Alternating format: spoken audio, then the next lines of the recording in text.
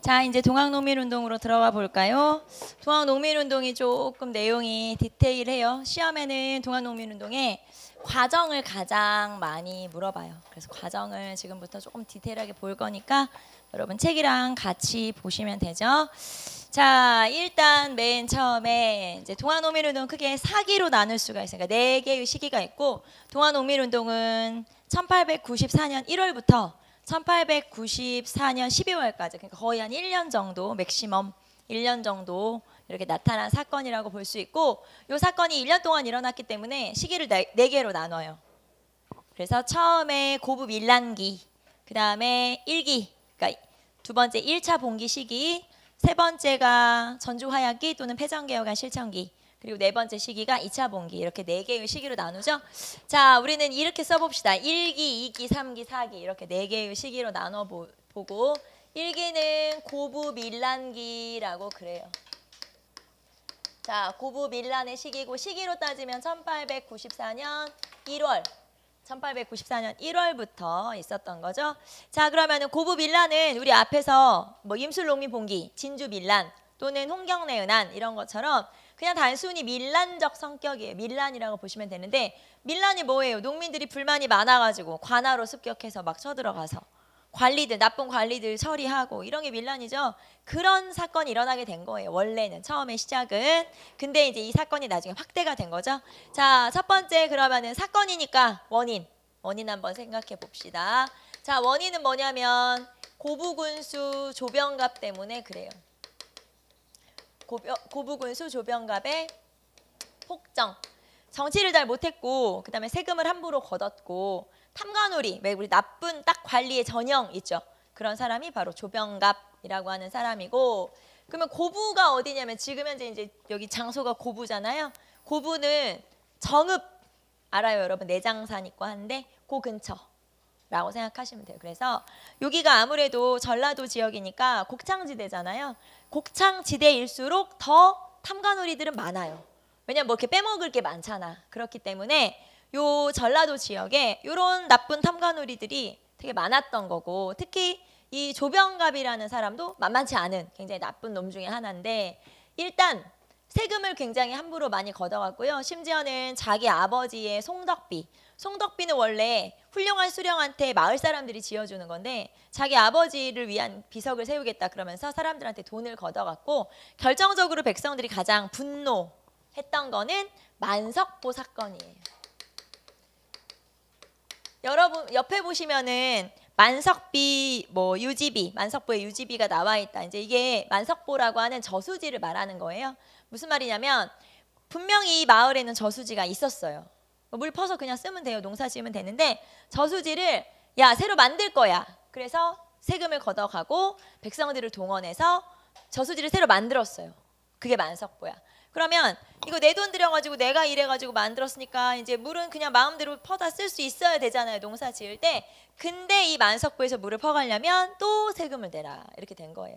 그러니까 백성들이 도저히 참을 수가 없었던 거죠. 들고 일어날 수밖에 없었고, 결국에는 이런 이제 여러 가지가 쌓여서 고부 관청을 습격을 해서 여기서 이제 관리들을 끌어내고 군수를 바꾸고 뭐 이런 일들이 벌어지게 된 거예요. 자, 그러면 이거를 주도했던 인물이 누구냐? 주도했던 인물은 전봉준이에요. 우리가 너무 잘 알고 있는 전봉준이라고 하는 이 사람은 이 지역의 접주라는 건 동학의 약간 우두머리쯤 돼요. 동학의 뭐 이제 벼슬이라고 보시면 되는데, 이런 동학 교도였던 요 전봉준이 주도를 했죠. 근데 이 고부 밀란에서는 동학교도가 중심이 됐다기보다는 백성들, 너무 이제 힘든 백성들이 중심이 돼서 관할을 습격하는 사건이 벌어지게 되고, 그러면서 나라에서는 이제 어쩔 수 없잖아요. 밀란이 일어났으니까. 그래서 이때 군수를 바꿔버리고, 그리고 안핵사라고 하는 사람을 파견해서, 안핵사가 이런 밀란 일어나면 달래는 사람이에요. 백성들을 이제 달래고 이제 다독이는 그런 역할을 하는 사람인데, 그런 안핵사를 파견하고 이런 일이 벌어지게 된 거예요. 그래서 딱 밀란으로 끝날 수 있는 사건이었어요. 그러니까 별다른 일이 없었으면 그냥 우리 불만 얘기하고 군수 바꾸고 그러면서 정리되고 이렇게 해서 끝날 수 있었던 일이, 이게 이제 1기거든요. 단순히 농민봉기. 그런데 이게 더 발전을 해서 2기로 나타나게 되면서 동학농민운동이 이제 본격적 전쟁처럼 이렇게 나타나게 된 거예요. 그게 제2기. 자, 제2기는 우리가 1차 봉기라고 해요. 자, 봉기는 들고 일어난 거죠. 드디어 이제 농민군이 만들어지게 되고 관군과 싸우게 되고, 자, 그러면 이렇게 농민들이 들고 일어나게 된 계기는 뭐냐? 자, 이 계기는 안핵사 이용태라고 하는 사람 때문이에요. 자, 계기가 된 거는 안핵사 이용태의 농민 탄압. 자, 안핵사라고 하는 사람은 농민들을 달래러 온 사람이랬죠. 그런데 이 안핵사 이용태가 농민들을 탄압하기 시작했어요. 달래도 지금 시원찮은 판에 농민들을 돌아다니면서 이제 주동자, 야, 주동자 누구였어? 주동자 빨리 색출해. 이러면서 이제 주동자를 색출하면서 농민들을 탄압을 하기 시작했어요. 그래서 이 안핵사 이용태의 농민 탄압 때문에 결국에는 농민들이 모여서 이제 관군과 싸움을 하기 시작하는, 전쟁을 하기 시작하는 거죠. 자, 그러면 경과 한번 볼까요? 제일 먼저 어디서 모이냐? 무장이라고 하는 동네에서 봉기를 하게 돼요. 이때는 손아중이라고 하는 사람이 여기에 참여하게 되고, 손아중, 김계남. 지금 제가 쓴 이 사람들이 농민 장군이라고 보시면 돼요. 그리고 플러스 누구? 전봉준. 네, 그래서 이렇게 손아중, 김계남, 전봉준 다 이제 장군들이죠. 말하자면 농민 장군. 이 사람들이 쫙 힘을 합쳐서 무장이라고 하는 동네에서 먼저 봉기를 일으키는데, 왜냐하면 손아중이라고 하는 사람이 이 지역에서 전라도 지역의 동학 세력 중에 제일 컸거든요. 그러니까 이 사람 세력이 크니까 이 사람을 끌어들인 거예요. 이제 전봉준이 찾아가서 이 사람들을 설득해서 같이 봉기를 일으키고, 자, 그다음에 이 봉기가 나중에 어디로 오게 되냐? 자, 이제 고부로 다시 오게 돼요. 전봉준의 근거지가 고부니까. 그래서 고부로 오게 되고 고부의 백산에서 봉기를 하게 돼요. 그게 백산봉기예요. 그리고 이 백산에서 봉기를 할 때는, 자, 이제 여러분 책을 한번 볼까요? 일단 744페이지 한번 보시면 744페이지에 동학농민군의 1차 봉기 경문 그리고 4대 강령 이런 게 여기서 발표된 거예요. 언제? 백산 봉기 때. 자, 여기에서 경문, 그 다음에 4대 강령 이런 것들이 여기에서 등장을 하게 된 거죠. 자, 그래서 이제 본격적으로 모여서 관군과 맞서 싸우기 시작한 거예요. 그게 백산 봉기. 그래서 여기에서 이제 백산 봉기를 일으켜서 여기에서 관군과 맞서 싸우게 되는데, 자, 그럼 이제 본격적으로 싸우게 된 첫 번째 전투가 황토현 전투인 거죠. 황토현 전투. 그래서 황토현 전투에서 전주 감영군과 맞서서 싸우게 돼요. 전주 감영군이 뭐냐면 도군이에요. 도군. 전라도 지역이잖아요. 여기가. 그러니까 전라도, 여기 전주라고 하면 안 되고 전라도 관군과 싸운 거죠. 그래서 전라도 감영군이 도군이에요. 도군. 도군대. 그래서 이런 전라도 감영군과 맞서 싸워서 여기에서 승리를 거두게 된다. 승리를 거두게 되죠. 자, 그리고 나서 황토현 전투에서 어디로 내려가냐? 자, 세력을 모으면서 전열을 정비하면서 전라도 지역을 점령해서 오기 위해서 바로 이 전라도의 중심지인 전주로 바로 들어가면 가까운데 전라남도로 내려가요. 그래서 장성, 한평 이렇게 해서 쭉 올라와서 나중에 한 달쯤 지나서 이제 전주로 가게 되죠. 자, 그래서 황토현 전투에서 먼저 승리를 하고 전라남도로 내려가거든요. 그 다음 전투는 장성, 황룡촌 전투. 장성, 황룡촌 전투에서 승리를 거두게 되죠. 자, 장성, 황룡촌 전투에서 승리를 거두게 되는데, 자, 여기에서는 그러면 누구랑 싸웠냐? 앞에 황토현 전투에서는 도군이랑 싸웠다면서요. 여기에서는 이제 나라에서도 난리가 난 거예요. 조정에서도 안 되겠네. 서울에서 군대가 파견돼요. 그래서 이때는 누구랑 맞서 싸우냐면 경군, 서울 군대. 그래서 경군이랑 맞서 싸우게 되죠. 홍계훈이 이끄는 경군과 맞서 싸우게 되면서 여기에서도 역시 승리를 거두게 되는 게 바로 요 황룡촌 전투. 그래서 자, 농민군이 승리한 전투가 황토현 전투, 그 다음에 황룡촌 전투, 이런 전투에서 승리를 하게 되죠. 자, 그리고 이게 이제 4월 초쯤 돼요. 4월 한 7일쯤 되고 여기서 군대를 끌고 이 전라도 지역 전체의 중심지인 전주로 입성을 하게 되는데 거의 무혈 입성을 하게 돼요. 무슨 뜻이에요? 무혈 입성. 피 안 흘리고 입성을 하는 거니까 거의 뭐 이때쯤 가면은 농민군의 기세가 등등하게 된 거죠. 자, 그래서 전주성을 점령, 전주성을 점령하게 되고 이렇게 전주성을 점령한 시기가 4월 27일, 그러니까 4월 말이 되는 거죠. 4월 27일이에요. 자, 그래서 전주성을 드디어 함락시키게 되죠. 근데 이 전주성을 점령했다는 건 첫째, 전라도 지역의 모든 세력을 다 장악했다는 뜻이 되기도 하고 그 다음에 이 전주라고 하는 지역은 여러분 알죠? 이성계가 어디 이씨예요? 전주 이씨잖아. 그러니까 어떻게 보면 이 전주 이씨, 즉 이성계의 뿌리가 되는 고향 같은 지역이잖아요. 물론 뭐 시조의 고향이긴 하지만 어쨌든 그렇게 뿌리가 되는 지역이기 때문에 정신적으로 굉장히 중요한 도시가 바로 전주예요. 조선시대에서. 그런데 그 전주를 지금 정부 입장에서는 누가 점령을 해버린 거예요? 농민 반란군이 점령을 한 거야. 그러니까 나라에서는 이제 난리가 난 거죠. 큰일 났다. 이 전라도 특히 곡창지대니까 이 전라도 곡창지대를 싹 반란군한테 뺏긴 거 아니에요? 그렇게 된 거예요. 이제 조정 입장에서는. 자, 그래서 이렇게 전주성을 점령을 하자. 자, 우리 잘하는 거 있잖아요. 이렇게 사건이 커지면은 누구한테 도움을 요청해요? 우리 잘하는 거. 그렇죠? 청나라한테. 우리 잘하는 거 있잖아. 군대 요청하면 되지. 그래서 역시 청나라한테 또 군대를 요청을 하게 돼요. 자, 그러면 이제 여기까지가 제2기 1차 봉기 시기고 그 다음에 등장하는 시기가 3기. 3기는 전주 화약기라고도 하고 그 다음에 패정개혁안 실천기라고도 해요. 패정개혁안 실천기라고도 하고 시기로 따지면 1894년 5월 1894년 5월부터다 이렇게 보시면 되죠. 4월 말에 전주성을 점령했으니까 5월부터 이렇게 보시면 되고 자, 그러면 금방 우리 얘기했던 것처럼 정부에서는 뭐 이제 민씨와 고종이죠. 민씨와 고종이 청나라한테 군대를 요청하게 돼요. 그래서 청군에게 청군 파병을 요청을 하게 되죠. 자, 청나라 군대에게 파병을 요청해요. 그랬더니 청나라 군대가 아산만으로 쫙 바로 들어오게 돼요. 그래서 청나라 군대가 주둔을 하게 돼요. 이게 1894년 5월 6일이었어요. 5월 5일 날 청나라 군대가 들어오죠. 자, 그랬는데 문제는 이번에는 청나라 군대만 들어온 게 아니라 아까 우리 갑신정변의 결과 청나라와 일본 사이에 조약이 체결됐어요. 무슨 조약이었냐면 텐진 조약. 텐진 조약의 내용이 두 나라 다 빠져나가고 그 대신 만약에 한 나라 들어올 때 같이 들어오자. 연락을 반드시 해야 돼. 서면으로 같이 들어와야 돼. 자, 그래서 청나라 군대가 우리나라에 들어오자 마치 기다렸다는 듯이 일본 군대가 인천항으로 이렇게 쫙 들어오게 돼요. 자, 그래서 일본 군대가 주둔을 하게 돼요. 파병을 하게 되죠. 이게 5월 6일. 5월 6일 날 1차 군대가 들어오고 5월 9일 날 2차 군대가 또 한 번 들어오게 돼요. 그래서 자, 아산만으로는 청군이 들어오고 인천으로는 일본 군대가 들어오고 두 나라 군대가 다 들어와 버리게 된 거죠. 그리고 이렇게 두 나라 군대가 들어오게 된 건 텐진 조약 때문에.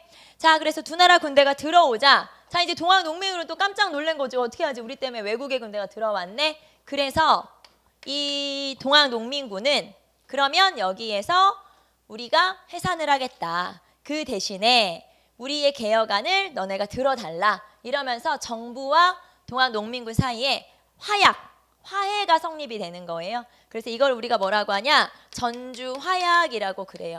전주화약이 체결이 되죠. 자, 우리 자진 사퇴할 테니까, 자진 해산할 테니까 그 대신 얘네들도 나가라 그래. 청나라 군대, 일본 군대, 외국 군대 나가라 그래. 그리고 우리가 제시한 개혁안을 너네 정부에서 들어주면 돼. 이렇게 이제 전주와 화해를 약속하게 되는 거죠. 자, 그래서 전주화약이 5월 8일 날 체결이 돼요. 자, 그러면 이제 이 사람들은 자진 해산을 하게 됐겠죠. 그 대신에 개혁안을 제시했다고 했어요. 그래서 이런 동학농민군의 개혁안을 패정개혁안이라고 그래요. 그래서 패정개혁안을 제시를 하면서 그리고 이 패정개혁안을 실천을 해야 되는데 각 지역의 치안을 담당하면서 이 개혁안이 잘 지켜지는지 우리가 감시하겠다. 그렇게 해서 만든 농민자치기구가 있어요. 그래서 그런 기구를 집강소라고 그래요. 집강소를 설치하게 되죠. 자, 집강소는 전라도 지역에만 53개소가 설치가 돼서 여기에서 이런 패정개혁안이 잘 지켜지는지 감시 그리고 치안을 지금 이 지역을 전부 다 농민군이 차지했었으니까 치안을 담당을 해야 되잖아요. 그래서 치안을 담당하는 그런 역할을 하는 기구가 만들어져요. 그게 집강소 설치, 전라도 지역에서만 설치가 되죠. 자, 그래서 이런 것들을 제시를 하면서 전주화약을 체결하게 되죠. 자, 그래서 전주화약을 체결하는데 우리는 이제 여기서 패정개혁안을 잠깐 한번 책을 통해서 보고 넘어갈까요? 자, 745페이지 패정개혁안 12개조가 나와 있어요. 한번 쭉 읽어봅시다. 자, 첫 번째, 동학도는 정부의 원한을 싣고 서정에 협력한다. 자, 2번, 3번, 4번 한번 봅시다. 탐관오리는 죄상을 조사하여 엄징한다. 횡포한 부호는 엄징한다. 불량한 유림과 양반의 무리는 징벌한다. 자, 여기는 봉건적 지배층을 없애라. 탐관오리. 그 다음에 횡포한 부호. 뭐 이렇게. 자, 그 다음에 5, 6 보세요. 5, 6. 자, 5. 노비문서를 소각한다. 자, 뭐를 없애자는 내용이에요. 신분제를 폐지하자라는 내용이죠. 자, 그 다음에 6. 7종의 천인차별을 개성하고 백정이 쓰는 평양갓을 없앤다. 자, 천민차별을 없애야 되고 천민계급을 없애자라고 했으니까 역시 이것도 신분제 폐지. 그쵸? 그래서 6, 7 신분제 폐지. 자, 그 다음에 5, 6. 그 다음에 7. 청상과부는 개가를 허용한다. 자, 이거는 그동안 있었던 안 좋은 악습들이 있어요. 나쁜 법들, 나쁜 제도들, 그런 제도를 없애자. 그래서 봉건적 악습을 폐지한다. 이런 뜻이에요. 자, 청상과부 개가를 허용한다. 그 다음에 무명 잡세는 없앤다. 자, 관리의 태용에는 지벌을 타파하고 인재를 등용한다. 자, 10번 한번 볼까요? 외와 통하는 자는 엄징한다. 자, 그러면 여기에서 알 수 있는 게 외세를 배척하고 있구나라는 걸 알 수 있고요. 자, 12로 내려갑시다. 토지는 평균하여 분작한다. 자, 토지를 골고루 나눠달라 이런 뜻이에요. 그래서 이 12개 조항 중에 이거 농민이 주도한 거구나라는 걸 딱 알 수 있는 게 12번. 그쵸? 토지를 나눠달라라고 하는 거니까. 자, 그래서 이게 패정개혁안 12조고요. 그러면 이제 이런 거를 제시하면서 우리 조정에서는 일본 애들이나 청나라 애들한테 나가라고 했죠. 당연히. 그랬는데 당연히 그걸 들어줄 일본이 아니고 그 다음에 그 전에 정부에서는 이 개혁안을 딱 받았어요. 정부에서. 근데 그 전에 좀 젊은 급진파들이 개화를 주장한 적이 있었죠. 그게 어떤 사건이었어요? 10년 전에 갑신정변. 그러니까 10년 전에 급진개화파가 주장했던 개혁 14개조 개혁 정강이 있었어요. 개혁안이 있었죠. 거기에다가 플러스 여기 지금 동학 농민군들이 제시한 패정개혁안을 쫙 봤더니 정부에서도 개혁을 하긴 해야 될 것 같아. 더 이상은 안 될 것 같아요. 그래서 뭔가 개혁의 필요성을 이제 느끼게 되고 그러면서 정부에서도 개혁을 하긴 해야겠네라고 하면서 기구를 하나 설치하게 돼요. 그 기구가 교정청이에요. 교정청을 설치하게 되죠.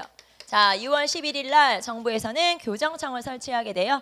교정청이라고 하는 건 정부에서 마련한 개혁기구. 그래서 여기에서는 뭐 아주 급진적인 개혁은 아니지만 조세제도의 개혁 정도를 좀 해보려고 정부에서도 그러니까 여기에서는 갑신정변에서의 개혁안과 동학농민운동의 개혁안의 영향을 받은 거죠. 그래서 정부에서 교정청이라고 하는 관청을 설치했어요.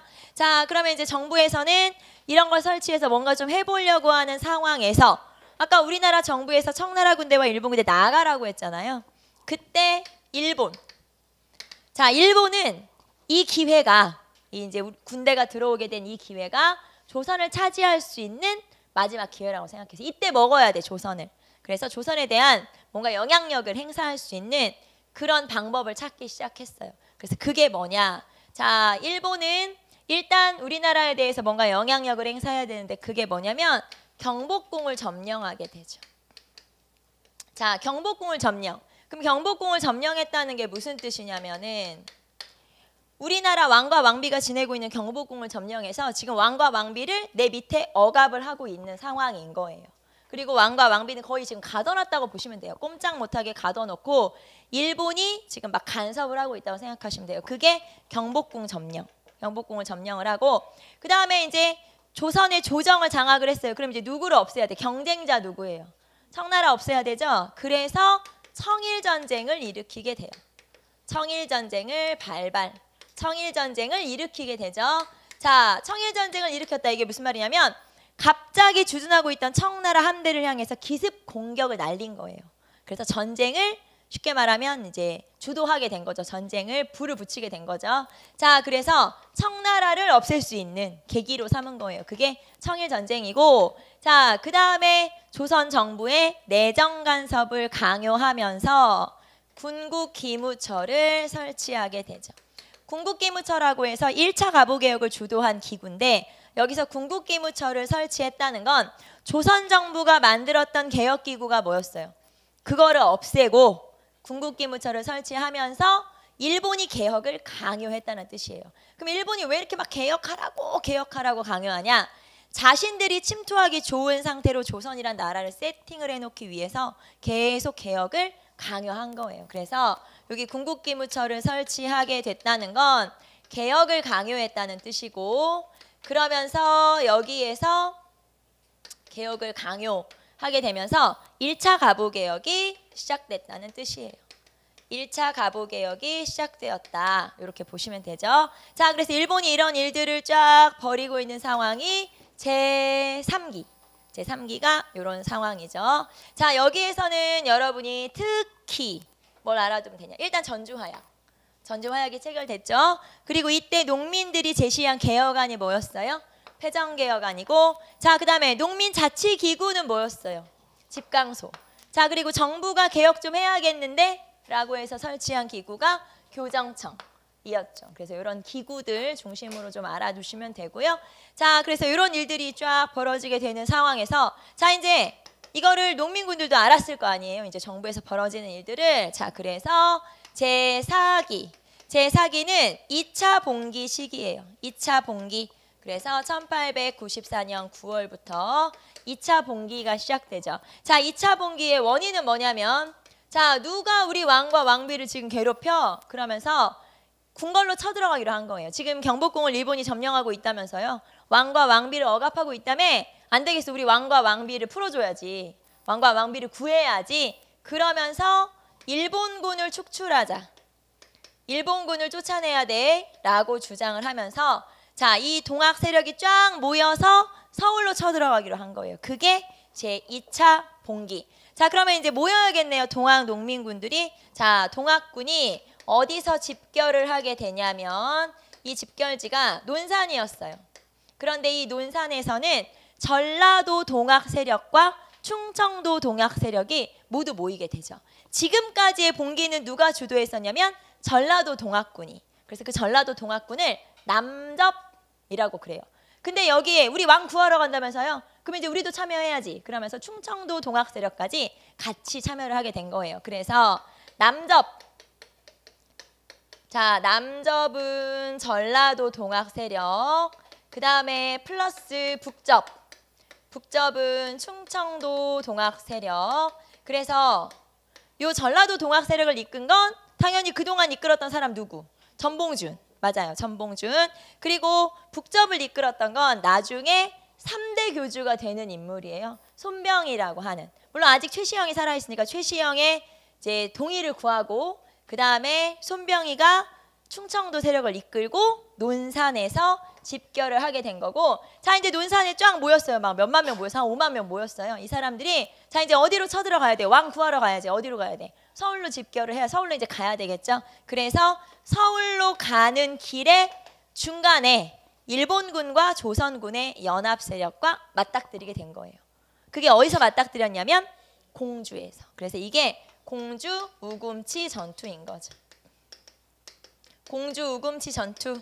이 전투가 1894년 11월이에요. 그래서 공주 우금치에서 맞닥뜨리게 된 거고, 이 공주 우금치는 치니까 고개를 말하는 거예요. 그래서 여기에 동학 세력과 일본군과 관군의 연합군이랑 맞서 싸우게 됐는데, 당연히 누가 전술적 열세일까요? 당연히 동학 농민군이 당연히 밀리죠. 뭐 면변한 무기라고 하는 게 있었겠어요? 그래서 여기에서 동학군들은 진짜 의지 하나만 가지고 막 죽창 같은 거 들고 갔을 거 아니에요. 농기구 같은 거 들고. 그 사람들이 가는 길에 일본군과 관군의 연합군이 맞닥뜨리게 되는데, 이 사람들의 전략과 무기나 전술이나 이런 것들에 도저히 이길 수가 없었어요. 그래서 거의 이 지역에서 농민들이 대부분 전사를 하게 돼요. 사실 제가 전사라고 표현을 했지만 거의 학살 수준이었다고 보시면 돼요. 그래서 그냥 뭐 기록으로는 뭐 10,000명이 죽었어요 이렇게 나와 있지만 실제로는 거기서 50,000명이 죽었는지 100,000명이 죽었는지 알 수가 없는 그 지역이 바로 공주 우금치 전투고, 여기에서 이제 전쟁에서 실패를 하게 되면서 물론 지도층들, 아까 뭐 전봉준이라든가 뭐 이런 농민 장군들은 다 이제 도망을 가게 돼요. 그래서 도망을 가서 이제 지내다가 결국에는 그 다음 달, 여기 11월이라고 했잖아요. 12월에 다 잡혀 들어와요. 그래서 전봉준도 12월에 전라도 지역에 숨어 있다가 자기 측근의 밀고에 의해서 결국에는 잡혀 들어오게 되고요. 그래서 그 전봉준에 대해서 뭐라고 할까요? 신문, 재판 이런 기록문이 남아 있어요. 그게 전봉준에 대한 거의 유일한 기록인 공초문이라고 하는 게 남아 있고, 여러분 전봉준 하면은 사진 딱 기억나요? 그 사진. 자, 747페이지 보시면은 압송되는 전봉준, 그리고 전봉준의 사진이 조금 크게 나와 있죠. 자, 그래서 결국에는 전봉준이 잡히면서 모든 동학농민운동이 12월쯤에 다 마무리가 돼버려요. 그래서 실패로 끝나게 되죠. 그게 동학농민운동이죠. 자, 747페이지에 공주 우금치 전투, 그리고 746페이지에 보시면 지도가 나와 있어요. 사건이 일어나는 쭉 과정 해서 쭉 나와 있으니까 체크를 한번 해보시고요. 자, 그 다음에 이제 우리는 동학농민운동의 성격으로 한번 넘어가고 다시 이제 칠판에 정리를 좀 해볼게요. 자, 동학농민운동의 성격 봅시다. 일단 반봉건. 반봉건이라고 하는 건 봉건, 그러니까 이거는 나쁜 악습 같은 거예요. 이런 거를 반대한다. 반봉건. 반외세, 말 그대로 외세를 배격한다. 그래서 반봉건, 반외세라는 성격을 갖고요. 사실 이 두 가지 성격을 동시에 가지고 있는 사건이 별로 없어요. 그러니까 여러분은 그냥 동학이면 반봉건, 반외세 이렇게 딱 정리를 해놓으시면 돼요. 이 두 가지를 동시에 주장한 게 별로 없다. 그래서 반봉건, 반외세, 무조건 동학이야 이렇게 생각하시면 돼요. 그래서 반봉건, 반외세. 자, 그 다음에 아까 우리가 갑신정변을 일으켰던 사람들이 지배층이고 그 다음에 지식인들이기 때문에 이 사람들의 개혁을 우리가 뭐라고 불렀었죠? 위로부터의 개혁. 그러면 이거는 당연히 농민, 민중의 개혁이기 때문에 뭐라고 부르면 될까요? 아래로부터의 개혁. 당연히 아래로부터의 개혁이겠죠? 자, 그래서 여기 보시면 아래로부터의 반봉건 반침략 민족운동이다. 반봉건 반침략 민족운동이다. 자, 그리고 뭐 두말할 거 없이 최대 규모의 농민운동이겠죠. 당연히. 자, 그리고 영향 보세요. 자, 이들이 주장했던 패전개혁안이 나중에 갑오개혁, 정부에서 주도한 갑오개혁에 반영이 돼요. 그래서 갑오개혁에 영향을 주게 된다라는 거. 그 다음에 동학농민운동이 피해를 많이 받지만 다 죽은 건 아니니까 이 사람들이 남아있다가 나중에 의병활동에 또 참여를 하게 돼요. 그래서 거기 보시면 을미의병, 그 다음에 영학당, 활빈당 이런 이제 자녀 세력들이 또 나머지 활동들을 하게 되죠. 그래서 이렇게 의병에 가담을 하기도 한다. 한 장 넘겨보시면 한계도 나와 있어요. 자, 한계는 뭔가 이 사람들이 조금 더 근대적 의식을 가지고 운동을 했으면 더 좋았을 텐데, 이런 모습과 이런 내용과 그 다음에 아무래도 일본군한테는 밀릴 수밖에 없겠죠. 당연히. 그래서 그거 좀 안타깝다라고 하는 거예요. 그래서 나머지 한번 읽어보시고 중간중간에 나오는 사료들 한번 보시고요. 거기 보시면 동학농민운동 관련 민요 이런 것도 나와 있어요. 여러분 다 아는 거니까 한번 보시고, 그 다음에 전봉준의 공초기록. 공초라는 건 신문기록이라고 보시면 돼요. 그래서 여기 이제 묻고 있죠. 왜 3월에는 봉기를 일으켰냐? 뭐 그때는 동학이 많았냐? 아니면 원한이 많은 백성들이, 힘들어하는 백성들이 많았냐? 그리고 다시 봉기를 일으킨 이유는 또 뭐냐? 이런 식으로 물어보고 있어요. 그래서 쭉 한번 읽어보시고, 자, 그 다음에 이 동학농민운동의 자녀 세력들이 나중에 활빈당으로 참여를 하기도 해요. 그래서 오른쪽에 보시면 활빈당 거의 한 1900년대쯤에 1900년 정도에 활동했던 활빈당의 활동이 나와 있고, 이 활빈당의 활동은 뒤에 다시 한번 언급이 돼요. 그래서 그때 다시 한번 항일 의병운동 할 때 다시 나오니까 그때 확인하도록 하고, 자, 그러면 여기 내용을 다시 한번 볼게요. 자, 이제 정리를 한번 해볼까요? 첫 번째, 1기는 고부밀란기죠. 그래서 시기를 한번 다시 한번 체크해 볼게요. 1기는 고부밀란기. 그 다음에 2기는 1차 봉기. 이때 황토현 전투와 황룡촌 전투에서 승리를 거두게 돼요. 자, 그 다음에 아까 경문이랑 4대 강령을 발표했던 때가 언제라고 했어요? 백삼봉기. 그래서 그것도 좀 알아두세요. 시험에는 아까 우리 사료에서 봤던 경문이랑 4대 강령을 제시하고 이게 발표됐던 때가 언제냐 이렇게 물어보기도 해요. 그거는 백삼봉기라고 볼 수 있겠죠. 1차 봉기에서 백삼봉기. 자, 그 다음에 3기 전주화약기. 사실 이 시기가 시험에는 제일 많이 나와요. 그래서 시험에는 예를 들면 이렇게 연표로 제시를 하고 가 시기에 이게 이제 전주화약기면 요 가 시기에 뭐가 들어갈 거냐 이런 식으로 잘 물어보기 때문에 요 시기 사이 3기 요 시기에 어떤 일들이 있었는지를 체크하시면 되죠. 예를 들면 청군과 일본군이 우리나라에 들어왔고 그 다음에 전주화약이 체결되고 패정개혁안 체결되고 발표되고 집강소 설치되고 교정청 있고 경복궁 점령당하고 궁극기무처 설치했고 이런 일들이 다 일어난 거예요. 중간에. 그래서 여기는 순서를 물어볼 수도 있다. 그래서 제가 날짜를 쓴 이유가 순서를 한번 봐달라라는 얘기, 보라, 봐놔라 이런 얘기로 제가 날짜를 쓴 거죠. 자, 그 다음에 2차 봉기에서는 논산에서 집결했는데 이때는 누가 또 참여하게 되냐? 북접이 참여하게 되고 서울로 올라가다가 공주 우금치 전투에서 실패를 하게 되죠. 그러면서 동학농민운동이 실패로 끝나게 된다라는 거 알 수 있고 이 공주 우금치 전투가 마지막 전투는 아니에요. 요 뒤로 왜냐면 12월까지 있었다고 했잖아요. 소규모 전투들이 일어나게 되고 그런 전투가 나머지 뭐 이 중에서는 보은 전투도 있었고 여러 전투들이 있었는데 이게 마지막 전투는 아니지만 대대적으로 이제 실패를 한 그런 전투인 거죠. 제가 동학농민운동 수업할 때 항상 얘기하는 건데 나중에 여기서 되게 많은 농민군들이 죽었을 거 아니에요. 그래서 너무 안타까워서 그 지역의 선생님들이 모여가지고 돈을 좀 모아서 그 공주 우금치 기념비도 있고 거기 이제 싸운 전적지가 있거든요. 거기 가서 굿을 해달라고 한 거예요. 무당한테. 그 원혼들을 좀 달래기 위해서. 그래서 굿을 부탁했죠. 무당한테. 그래가지고 이제 어느 날 나를 잡아서 음식이랑 해서 거기로 갔겠죠. 우금치로. 그래서 이제 무당을 불러서 굿을 하려고 하는데 그 무당이 거기를 딱 가더니 몇 시간 동안 울기만 하더래요. 굿을 못하고. 눈물만 막 흘리는 거야. 그러면서 이제 울다가 나중에는 자기가 여기서 굿을 할 수 있는 그런 게 아니다. 너무 많은 원한이 서려 있기 때문에 여기서는 내가 내 힘으로는 내 어떤 그 실력으로는 굿을 할 수가 없다. 그러면서 울다가 그냥 나왔다는 얘기가 있어요. 전설 같은 얘기가 있는데 그만큼 거기서 많은 농민군들이 죽었다는 얘기죠. 죽임을 당했다는 얘기예요. 그래서 동학농민운동 하면 이게 그냥 우리는 그냥 농민군이 일어났어 이렇게 여러분이 생각할 수 있지만 굉장히 근현대사에서 중요한 사건이고 그래서 시험에 굉장히 많이 나와요. 그러니까 여러분이 꼭 동학농민운동에서는 순서 무당만 기억하지 말고 여기서 알죠? 무당만 기억하지 말고 여기 우금치 무당 막 이렇게 생각하지 말고 여기서는 순서를 꼭 기억을 해야 된다는 거 알겠죠 여러분? 동학농민운동은 시험에 나올 수밖에 없는 굉장히 중요한 개념이에요. 알아두시면 되겠죠? 자, 그래서 동학농민운동을 살펴봤고 한 장 넘겨보세요. 그 다음에 751페이지로 가도록 할게요.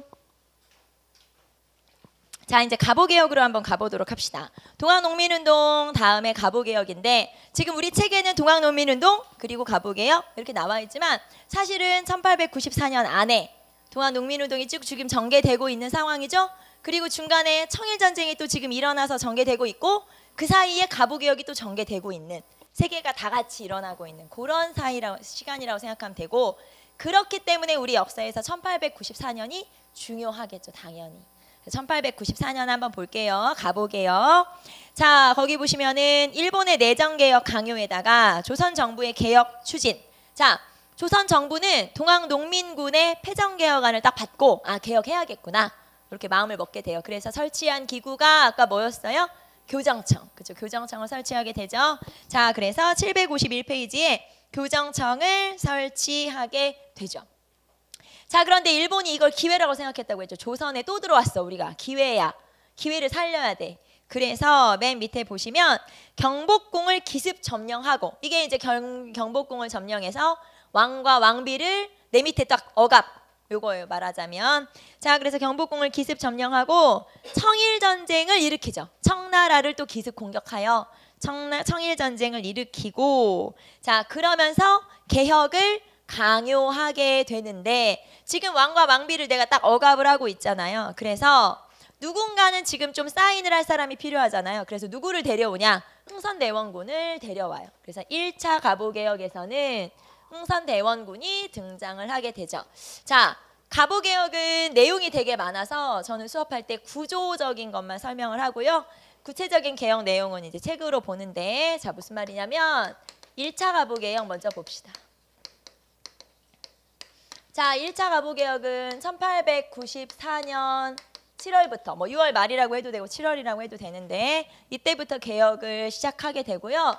여기에서 주도한 건 누구냐? 자, 가보개혁을 주도하기 위해서 내각이 구성돼요. 말하자면 정부 관리들이 하나의 뭐라고 할까요? 내각을 새로 구성을 하게 되더라. 그게 제1차 김홍집 내각이에요. 제1차 김홍집 내각이 구성되는데, 그러면 이거는 뭐냐? 이 당시에 김홍집이 영의정이었어요. 그러니까 김홍집을 중심으로 정부가 꾸려지고 이 정부를 중심으로 개혁을 주도했다. 이렇게 보시면 돼요. 자, 그리고 이때는 궁극기무처라고 하는 관청이 설치되죠. 궁극기무처가 설치. 자, 그래서 궁극기무처가 설치된다. 그럼 여기서 일본의 강요에 의해서 궁극기무처가 설치될 때 뭐는 없애버렸을까요? 정부가 만든 교정청은 없애버렸죠. 그래서 교정청 폐지하고 일본의 강요에 의해서 궁극기무처가 설치되면서 궁극기무처 중심으로 개혁이 이루어지게 되죠. 그게 1차 가보개혁이에요. 자, 거기 보시면 맨 밑에 대원군을 섭정으로 하는 제1차 김홍집 내각이 성립되었다. 왜냐하면 민씨 세력은 일본에 별로 감정이 안 좋으니까 민씨가 집권을 하고 있으면 일본이 강요해서 개혁을 하기가 어렵다. 그러니까 민씨는 지금 한쪽으로 빼놓고 그 대신 쉽게 말하면 사인할 사람을 하나 데려다 놓은 거예요. 그게 누구였어요? 흥선대원군이었어요. 그래서 이때 흥선대원군의 섭정이 이때, 그러니까 이때 흥선대원군이 잠깐 등장을 하게 되죠. 역사에. 흥선대원군은 지금 우리 역사의 세 번째 등장을 하게 된 거예요. 첫 번째는 10년 동안의 개혁이 있었고, 첫 번째. 두 번째는 아까 이모군란 일어날 때 고종이 아빠 불러왔죠. 그래서 그때 개혁 잠깐 하다가 청나라로 잡혀가고, 그쵸? 그리고 3년 만에 돌아오고, 그리고 나서 여기가 마지막이에요. 그래서 흥선대원군이 요 세 번째 1차 가보개혁 때 등장을 했다가 요 얼마 뒤에 이제 사망을 하게 돼요. 그래서 우리 역사에 3번 등장을 하는 게 바로 이 흥선대원군의 섭정이 이제 이때 등장을 하는 거죠. 자, 그 다음에 752페이지로 한번 넘어갈까요? 궁극기무처 설치라고 했죠. 궁극기무처. 자, 그래서 여러 가지 개혁을 위한 기구를 설치해요. 물론 교정청을 폐지하고 그렇게 만들어진 기구가 군국기무처인 거죠. 자, 그러면 요 1차 가부개혁은 어떤 성격을 갖냐? 성격은 비교적 자주적이에요. 앞으로 우리가 1차 가부개혁이 있고 2차 가부개혁이 있고 을미개혁이 있거든요. 그럼 이제 여러 번의 개혁이 앞으로 있을 건데 그 중에서는 비교적 그래도 자주적 성격을 갖는다. 왜냐하면 일단 지금 일본은 청일전쟁 하느라고 정신이 없어요. 청나라를 물리쳐야 되기 때문에. 그래서 이 개혁에 간섭을 할 수가 없어요. 그러니까 일본이 지금 방치해 놓은 상태고, 그렇기 때문에 주로 개혁을 주도한 세력들은 누구냐? 궁극기무처에서 개혁을 주도했는데, 그러면 이 궁극기무처를 구성하고 있는 사람들이 우리나라 관리들이었던 거예요. 그래서 비교적 그래도 뒤에 나오는 개혁보다 친일적인 개혁들에 비해서는 그래도 자주적인 개혁이 바로 1차 가보개혁이 바로 자주적인 성격을 갖는다라는 걸 알 수가 있죠. 자, 그래서 거기 자주적 개혁 추진이라고 되어 있죠. 자, 그리고 또 자주적이라고 표현을 하는 두 번째 이유가 뭐냐면 이제 우리나라 관리들이 주도했고 간섭이 좀 덜했고, 두 번째는 자, 우리가 그동안 개혁안을 제시한 게 있었죠. 갑신정변에서의 개혁안 플러스 동학농민운동에서의 개혁안. 요 개혁안을 어느 정도는 수용을 하게 돼요. 그러니까 일부는 갑신정변에서 가져온 거고 일부는 동학농민운동에서 주장했던 개혁안을 받아들이기는 하거든요. 그래서 그래도 이런 우리나라 사람들의 개혁, 우리나라 이제 젊은 급진개혁파나 농민들의 개혁을 수용한 거기 때문에 그래도 자주적이다. 그래서 1차 가보개혁의 성격은 자주적이다. 이렇게 표현을 할 수가 있죠. 자, 그러면 밑에 궁극기무처라고 나와 있고요. 그 다음에 밑으로 내려가시면 자, 밑에 보시면은 정치부터 내용을 간단하게. 그래서 1차 가보개혁까지 내용만 한번 봅시다. 자, 내용을 한번 볼게요. 첫 번째, 국정사무는 의정부에서, 왕실사무는 국내부에서 관할한다. 말하자면 국가사무와 정부사무를 분리한 거예요. 자, 이게 무슨 말이냐면 원래 조선 왕조에서는 왕이 결혼을 하거나 왕자들을 중에서 세자를 정하거나 아니면 이 세자를 결혼시키거나 이런 거 전부 다 왕이 결정하는 거예요? 신하들이랑 같이 결정해요? 같이 결정하죠. 그러니까 왕의 집안일과 조정의 정치적인 업무와 따로 구분이 안 돼 있었어요. 그런데 여기서는 나눠라. 정치 따로, 왕실 따로 이렇게 나눠라. 이렇게 한 거예요. 그러면 이거 나눈 거는 뭐 어떤 의미가 있어? 왕의 권한이 약화되는 거예요. 쉽게 말하면 왕은 너네 집안일이나 해. 이런 거예요. 집안일이나 신경 써. 정치 우리가 한다. 이런 거예요. 그렇기 때문에 왕의 권한을 제한, 약화 이렇게 볼 수 있어요. 그래서 왕실사무와 국정사무를 분리한다는 건 굉장히 합리적인 것 같지만 실제로는 왕의 권한을 제한하려고 하는 거다라는 걸 알 수가 있고요. 자, 그 다음에 6조를 원래 6조였잖아요. 2호 예병 현공 8아문. 아문은 관청이란 뜻이에요. 그래서 아문으로 바꾸고 여러분 위에 그 내용 바로 위에 중앙행정조직에 변화해서 아문이라고 나와 있죠. 6조가 아문으로 바뀌었구나라는 거. 자, 그 다음에 옆으로 가보세요. 과거제 폐지. 너무 과거제도에 비리가 많고 문제가 많았어요. 그래서 과거제도를 폐지하게 되고요. 그 다음에 개국이라는 연호를 사용하게 돼요. 자, 그래서 1차 가보개혁 때부터 개국 연호를 사용하게 되죠. 자, 그리고 경찰제 확립 읽어보시고 그 다음에 경제. 경제도 중요한 게 많아요. 경제 보시면 자, 재정을 탁지아문에서 일어나 한다. 자, 재정을 어디서 일어나 하냐면 탁지아문에서 일어나 하죠. 탁지아문이라는 관청을 설치하고 왜냐하면 그전에는 돈을 관리하는 관청이 여러 개였는데 복잡하니까 하나로 합친 거죠. 재정에 일어나. 자, 그 다음에 은본위 화폐 제도를 채택하게 된다. 여기서 은본위라고 하는 건 은을 화폐의 기본 단위로 한다. 이렇게 보시면 돼요. 은본위 화폐 제도 확립. 그 다음에 도량형 통일, 조세제도, 조세의 급납화. 이런 것들이 이루어지게 되고요. 자, 사회적인 개혁이 사실은 제일 중요하겠죠. 사회로 내려와 보시면 자, 상민과 양반의 계급을 없앤다. 드디어 노비제도, 그다음 신분제도 이렇게 사라진 거예요. 그래서 거기 보시면 공사 노비제도 혁파. 즉 공노비와 사노비가 완전히 모두 없어진 거예요. 드디어 신분제도가 사라진 거죠. 자, 그래서 공사노비법을 폐지하였으며 그 다음에 과부제가 허용. 아까 우리 이거 어디서 읽지 않았어요? 그쵸? 이거 패정개혁안에 있었던 거죠? 그거를 수용한 거네. 신분제 폐지, 과부개가 허용 이런 거. 자, 그 다음에 조혼금지 과부제가 허용, 그 다음 적서차별 없애고 연좌제 폐지, 고문 폐지. 자, 이런 악습들을 또 폐지하게 되죠. 그래서 이런 1차 가보개혁에서 일단 제일 중요한 거는 신분제 폐지. 드디어 신분제, 공사노비제도가 폐지됐구나라는 거 알 수 있고 자, 갑신정변에서의 개혁안과 그 다음에 동학농민운동의 개혁안을 수용했기 때문에 자주적인 성격을 갖는다라는 걸 알 수가 있죠. 자, 그래서 오늘은 1차 가보개혁까지 여러분하고 살펴봤고요. 다음 시간에는 이제 나머지 2차 가보개혁, 을미개혁, 독립협회, 대한제국 뭐 나머지 내용들 한번 정리해 보도록 할게요. 자, 오늘은 여기까지 합시다. 수고하셨습니다.